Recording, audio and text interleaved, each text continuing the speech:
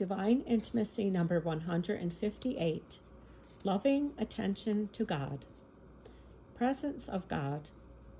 O Lord, let your presence be the light and strength of my soul, the aid and support of my prayer. Meditation 1. If God invites a soul by means of aridity to a more simple and more profound form of prayer, it would be absurd to try to compel it to continue in meditation, which, moreover, it can no longer make. On the contrary, the soul ought to be encouraged to give up this form of prayer without scruple and to apply itself to remaining calmly in the presence of God, attentive to Him by means of a simple glance of faith and love. It should stay there and keep Him company, glad to be with Him, even if it has no feeling of His presence. The soul will see that it is gradually becoming accustomed to this new way of prayer, and will notice that it is in contact with God in a way which is substantially better than that which it formerly had. The thought that it no longer knows how to love should not disturb the soul. Of course, it can no longer love as tenderly as before, when the mere thought of God's love for it could arouse its feelings. However, the soul must remember that the supernatural love of charity is not sensible love, but a love of the will which does not have to be felt. It consists solely in a decision of the will by which the soul gives God preference over all creatures and wills to consecrate itself entirely to His service. This is the real love which leads to the sense of God. Moreover, St. John of the Cross teaches that it is precisely in this period of obscure initial contemplation, entered by way of the sufferings of purifying aridity, that there begins to develop in the soul what he calls infused passive love. That is the love by which the soul goes to God, no longer merely by a decision of the will, but also by a secret drawing by God Himself. This explains why its love, although not felt at all, is in reality stronger than before. It urges the soul to give itself to God with increasingly strong resolve. It is God Himself who, drawing it secretly to Himself, awakens love in it. When during prayer the soul suffers because of its powerlessness and aridity, and fears that it does not love God, let it gently examine itself on this point. That is, try to find out if, in spite of all the difficulties met with, it remains firmly resolved to give itself wholly to God. To make this decision more concrete, the soul should apply it to the different circumstances of its life, particularly those which cost it more. Because it no longer feels any love, it is impelled to give God concrete proofs of love, that is, good works and the virtues which are practiced to please Him. Meditation 2. Treating here of initial contemplation, we note that the soul should not be completely passive. There is always the need for a certain application on the soul's part, which should consist in maintaining itself in the proper disposition for receiving the divine action. This is the teaching of St. John of the Cross. Let the soul learn how to be still in God, fixing its loving attention upon Him in the calm of the understanding, although it may think it is doing nothing.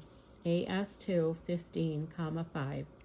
In fact, if the soul will content itself with keeping in the presence of God by a look of faith and love, its loving attention will go to meet the loving knowledge which God Himself communicates to it. In this way, knowledge may be united with knowledge and love with love. J.C. L.F. 3,34. And the soul will draw the greatest fruit from its prayer.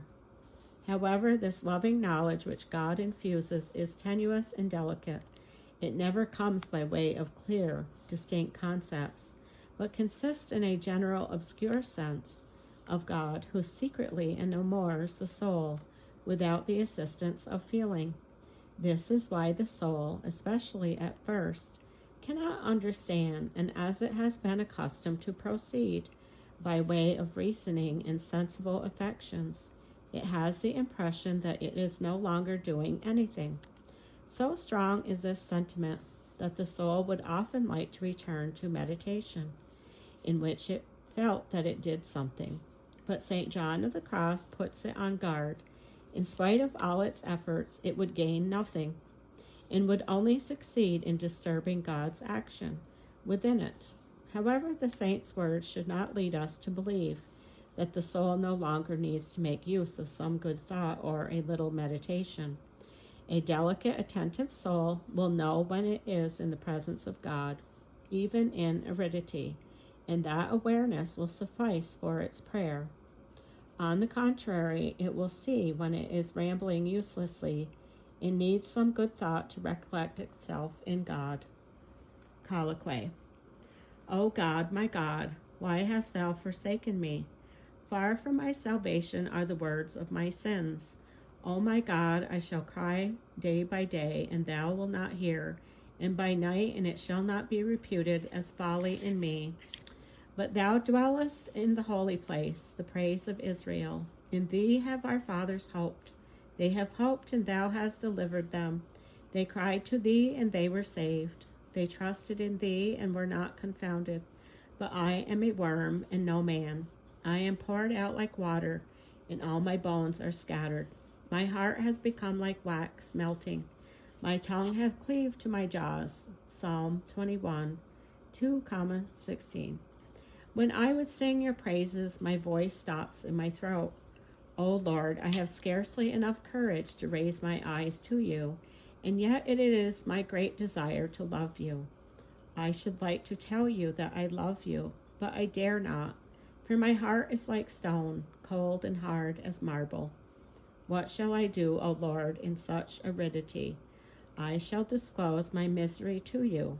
I shall show you my nothingness, my weakness, my lack of power, and I shall say to you, remember, O Lord, that I am wretchedness, and you are mercy. I the patient, and you the physician. O Lord, do not permit the sight of my nothingness to cast me down, but let it draw me to you in humility, confidence, reverence, and abandonment. O Lord, let me know myself that I may know you. Let me know myself that I may despise myself and know you, that I may love and bless you eternally. Although I am an arid and desolate land, and in my heart there is not one drop of devotion, yet I wish to remain here in your presence, here near you, to tell you that in spite of everything I desire and want nothing but you alone. O Lord, when I feel nothing, when I am incapable of praying or practicing virtue, then is the moment to look for small occasions, nothings, to give you pleasure.